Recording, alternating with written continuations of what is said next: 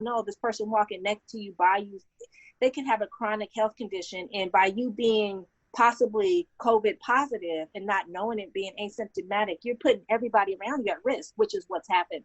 And so I had a patient, and I'll give you his name in a minute, but I had several CEOs as patients, but I had this one gentleman who is really instrumental in a lot of the technology we use today. His initials are SJ, but I had the pleasure of taking care of him not once, but twice. And the first time I took care of him, he was just like, of course he was like, the technology god, so to speak.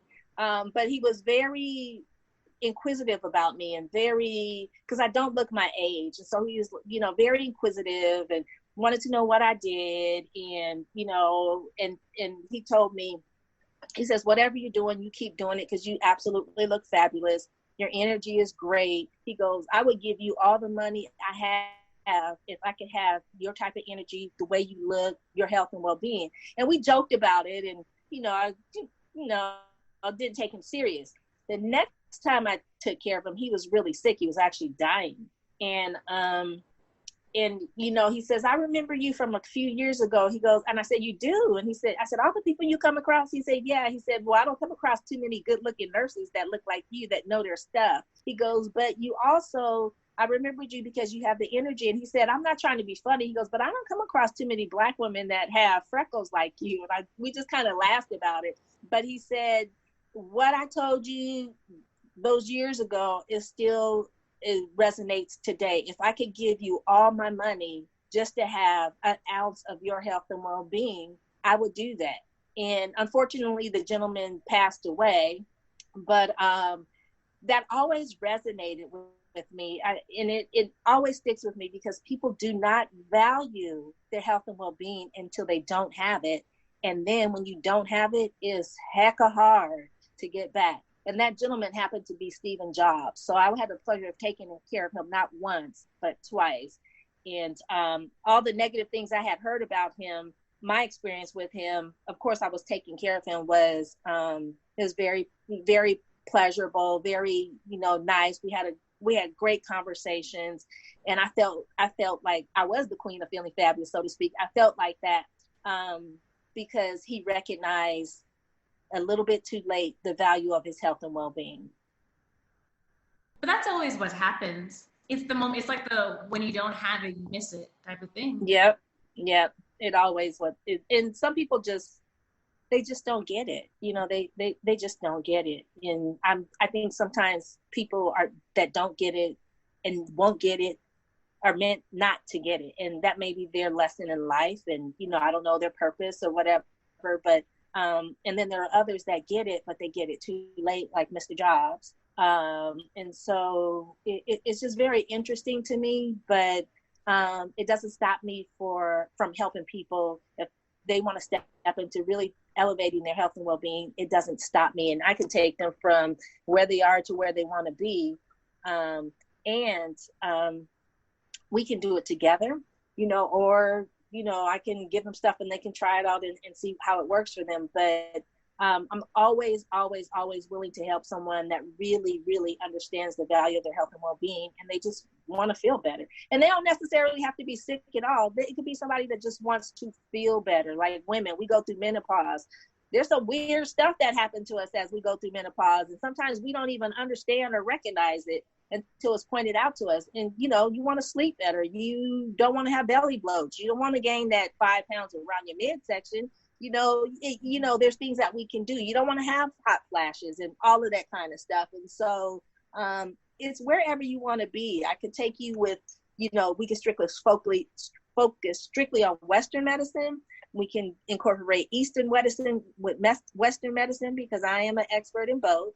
Or we can go strictly Eastern medicine. It's just whatever the individual wants to do. And I also help people to connect their greatest asset, their health and well-being, to their wealth, whatever that means for them, through the whole power of wisdom or mindset. And so I have fun doing it. I enjoy it. It keeps me enlivened, so to speak. And I love seeing the transformation in people. What do you say to someone like me That's like, meditating is just not for me. I can't sit still. My mind's going. I don't know how to turn it off. But a lot of people have been like, you should meditate. You will find a totally different calm to your brain. I'm like, I just can't do it. I can't sit still. Well, here's the thing, girl. Let me tell you. It's not, meditation doesn't have to be that you sit still. Okay, it's not, you're thinking of the traditional where you're in the yogi position and you're sitting there and you have to meditate for 30 minutes to an hour or more. And, you know, as you try to do that, all kind of things come up in your head. Girl, you know, you need to do this. You got to finish this with, you know, this is coming up, you know, all of that silence. You can't silence the chatter in your head.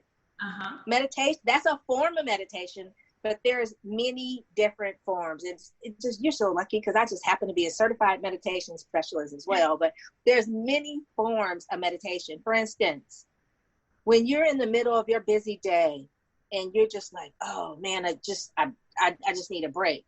Here's a meditation you can do. You can go outside and take a walk in nature and just pay attention to the sun, the way it feels on your body. You know, look at the, you know, the greenery, the plants, things that are around you. Appreciate the air that you're breathing. Do that for 5, 10, 15, 20, however many minutes you want to do it. That's a form of meditation. It's taking yourself out of your stuff, so to speak, and focusing on the goodness that you've been blessed with. That's a form of meditation. And guarantee that when you do that, when you come back to your desk, you will be refreshed. If you were stuck on a problem or a situation or trying to figure something out before you left to do that, when you come back, magically the solution appears. You have more clarity, you have more energy, you have more groundedness, and you get stuff done. That's just one form. Another form of meditation is you can just be sitting at your desk and just start focusing on your breath, breathing in and out for, 1 minute. I would say 30 seconds, 1 minute, 2 minutes, 5 minutes, 10 minutes, whatever, however long you want. Set your timer on your phone or whatever, and just focus on breathing in and out. That's a form of meditation. There's a meditation that where you can just, it's called laughing meditation. You can just, girl, put on some Chris Rock or somebody like that, or not. And, Chris Rock, Eddie Murphy, Red Fox, whatever, Richard Pryor. But, and just laugh, just let your body just feel the essence of being able to laugh. Or you can sit there quietly and just think of something funny and just start laughing. By the time you're done, you will feel revitalized, refreshed. You'll have more energy, clarity. And when you laugh, you open up your airway passages. So in essence, when you're doing any of these meditations that I'm telling you, you're opening up your airway passages. So you're allowing more oxygen to get into your body, into your bloodstreams, traveling into the cells and energizing the cells. You allow more blood to get into those areas as well, and allows the blood to take out the toxins, the carbon dioxide and the waste, and helps the body to efficiently and effectively work better. So all of these things are forms of meditation. It doesn't have to be the traditional type that you think about. And then the last thing I want to suggest is you can always download, there's a ton of them, but you can always download, and I even have free ones as well. You can always download a guided meditation. And some of them are as short as 5 minutes, and others go as long as 30 or more. But you can always download a guided meditation, find a quiet place, and just sit back and chill. And because your mind will be focused on what is being told to you in the guided meditation, you're more apt to follow what is being told to you to do in the guided meditation, what you're told to pay attention to. Those thoughts, that chatter, that monkey mind, as they call it, or that chatterbox in your head will become softer, softer, softer, softer until you don't even hear it anymore. And again, when you finish it, you'll feel refreshed, you'll have clarity, more energy. And again, you're doing something good for your mind and your body. Okay, cool. That sounds good. Yeah. Even if you have kids, I don't have little kids. I have grandkids, so I don't have little kids. But even just playing with your kids. You know, I'm not sure how old you are, but back in the day when I was a kid, we played outside. You know, these kids nowadays, if you catch a kid outside, it's almost like, what happened? Because everybody's on technology stuff, which breaks my heart because there's a whole nother health crisis going on with regards to that, the obese children that are surfacing in the world. But just play with your kids. Just take 20 minutes. You know, it doesn't have to be a long time, but take 20 minutes and play with your kids and laugh. That's a form of meditation. People think, you know, that meditation has to be that picture of what we've been, I guess, brainwashed to think meditation is, but meditation comes in all different forms. And no matter what you do, it's always going to be beneficial to your mind and your body. So I was watching one of your videos and you tell a story about you learning how to drive with your dad. Yes. I didn't drive a manual. My dad didn't teach me how to drive a manual, but I can still relate to that moment where you're like, sir, I just need you to silence. Yeah.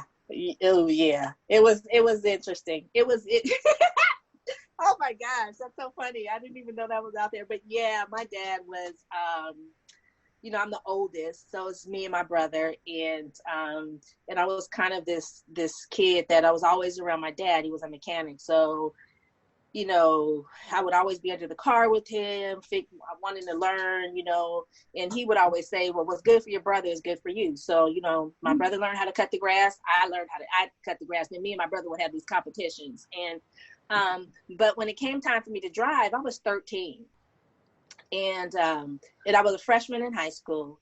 And so, you know, back in the day, you had a stick shift. My mom had a stick shift, and my dad was pretty, he was pretty strict, you know, definitely there was no talking back. Like my mom, I talked back all day long, but my dad, oh no, didn't do that.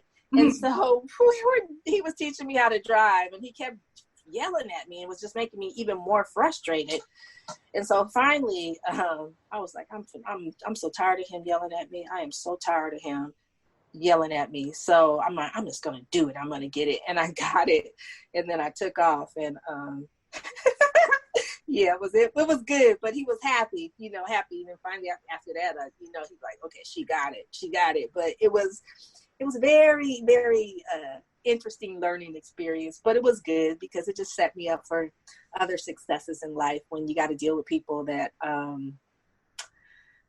can be a little difficult, a little challenging. So yeah, that's what I wanted to get into by that story, and then you taking your breathing methods. Was that kind of like when you really realized that whole breathing aspect and taking a moment worked and it's a thing to continue? Yeah, it was. Well, you know what? I actually had learned that before. Probably when I was 11. I was a 400-meter track and field runner from the age of 10. Like I said, through college, and it's probably, I'd say, one of the hardest or the hardest race in track and field to run.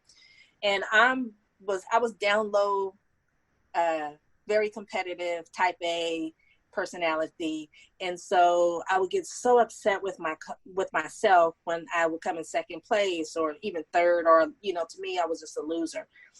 I would get so upset, and my coach started teaching me these breathing techniques to do before I start running the race, and then to do during the race. And in the middle of the race, you do get tense and you get stressed because there's a point in time where your body is trying to keep up with the demands, and your oxygen, the body's trying to keep up with the demands of the oxygen, and you're sometimes not getting enough in, and then that's when you begin to falter a little bit. You feel it in your muscles. So my coach taught me, this breathing thing, and it worked. It started working, and I thought, again, I'm 11. I thought he was crazy, but I'm like, it started working, and then I started using it in situations such as when I was learning how to drive with my dad. And, in other situations where, I really wanted to lash out or be rebellious, be defiant, that kind of stuff. But there's times when it's good to be defiant, and there's times when it's not good. And then that's when that breathing comes in. So with my dad, there was no defiance. Oh Lord, no, there was going to be no defiance with that. So I had to resort to my breathing, and it really worked. That's funny.